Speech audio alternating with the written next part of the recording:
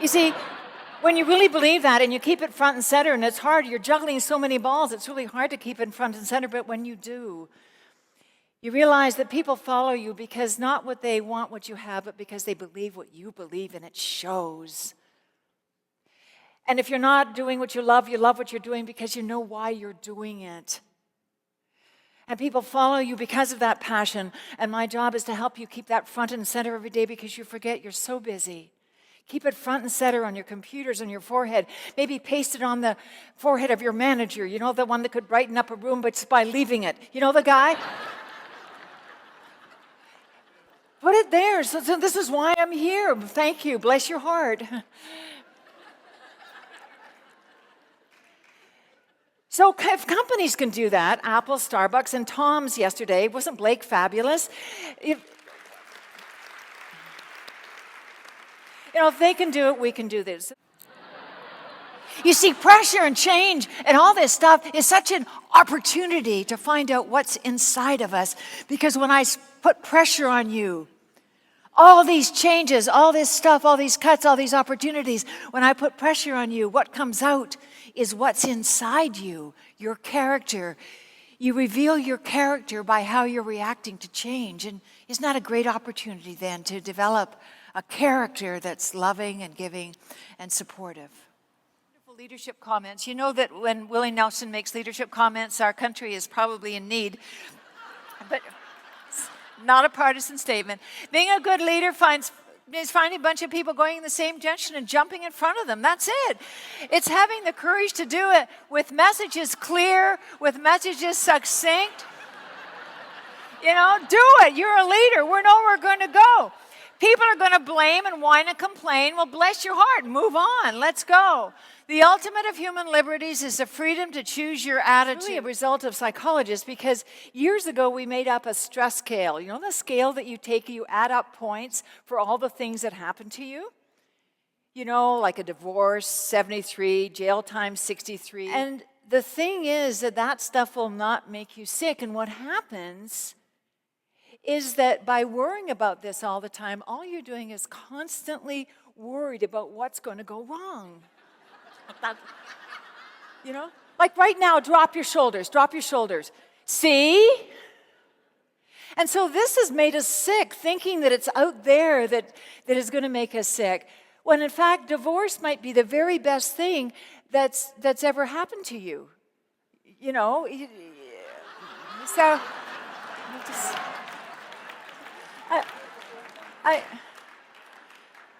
I'm just saying. So it's really not what happens to us. It's what we do about it that counts. And that's why I'm here today, to share research on baboons and monkeys and rats. Don't be offended, no similarity. But we found that subordinate, low-ranking baboons develop stress symptoms in their bodies, but the alphas, they're fine. What do they care? So it's the low-ranking baboons who are always worried about stuff. Am I going to get mates? Oh, they get all the good people. I'm never going to meet anybody. Life sucks. I just got whacked yesterday by the food and beverage director. I can't say anything. What do I do? And so they're always this internal struggle, and people are coming into the spa looking wonderful, but inside there's a right? So I'm here to work with you on that. So people who are stress-free tend to do a couple of things. The first thing is that they funnel everything in their lives through a central purpose. I'm a nurse. And it's not that we're controlling people, but if you do it my way, it'll work better. Do you know what I mean? Exactly. I mean, it's true, but, it's one of the... I had a great deal of difficulty with wanting to help people. I've got a homing device on my forehead that can detect the most seriously disturbed, dysfunctional person within 100 miles and lock on and have a relationship and get married to him. That's what I do. Do you know, other nurses know what I mean? We just want to help. And one of my husbands, I think it was the second one, had the most problem with my controlling nature, just that he had a religious difference with me, actually, because he was an atheist and I thought I was God, which didn't get along. But he didn't convert either. But the point is a very simple one, that sometimes that wonderful controlling nature that comes from caring is real hard to let go of. Right? It's just hard to drop when you're asked to let go of stuff and be open to the future. I've got these little cards, because you're going to forget as soon as you walk out if you've got a brain like mine. I've got these little cards, let it go. I want you to take them in the back. They're really good. It sounds really simple. In the hard things, it's hard to let go. But the little things, the worry, resentment that's going to make your body separate, hold it up in front of you. Or maybe if you're having a fight with your partner at night, in the kitchen, just reach over, hold it up, see how that works for you. Storms come up very quickly there. So I was flying along, it was clear, and suddenly it was black everywhere, all around. And I'd seen Harry Potter. I knew how this was going to end. And what do you do when all this stuff happens? I've been flying many, many years. But I've learned, just like you learned, pull back the throttle, keep your wings level. Just ride it out. Let it go. In about 2 minutes, it left. But I'd been struck by lightning 3 times. And you know what? Nothing happened. It was so cool.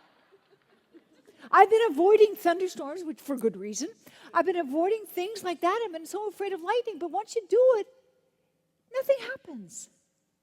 Demonstrate that right now. Because something is about to happen to Dave over which he has no control. And that happens every day in procurement, doesn't it? In purchasing? Yes. And so I want you to watch Dave to see how he reacts to this, because there's a teaching moment here. And I want you to watch me too, and tell me what's wrong with me, because this is deeper than you think.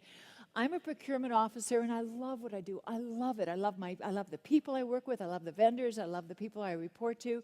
It's just fascinating, my work. It's just always changing, and I love that. But I'm tired. I look good on the outside, but at the end of the day, I'm just beat. Oh my God, I know. And I want to know what I can do differently, and it just helped me. So I learned this in the Keynote, Dave. It's so cool. You got your CPPB too. It's your first timer. Oh God, how unfortunate. Okay. I learned this in a Keynote. It's a great demonstration of change. And in a Keynote, you don't really fight change. You absorb the energy of who's coming to you. Relax, right? Move for your power and move on. Now, so if I go through change and I won't let go of the past, life gets so hard, and I try to move. Why can't I move? Why can't I? What's wrong with me? Oh, it's so difficult. What do I need to do? Get more education, get more staff?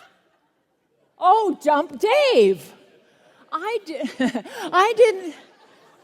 didn't see that.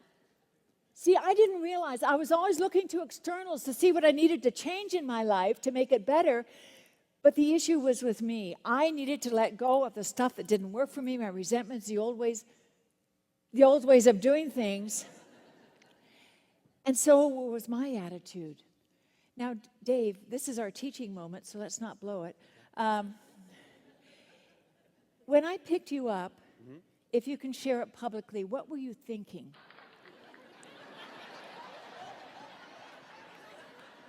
Siri. Can you hold me? Are you going to drop me? Exactly. That is a normal response to change, is fear, is worrying about what's going to happen.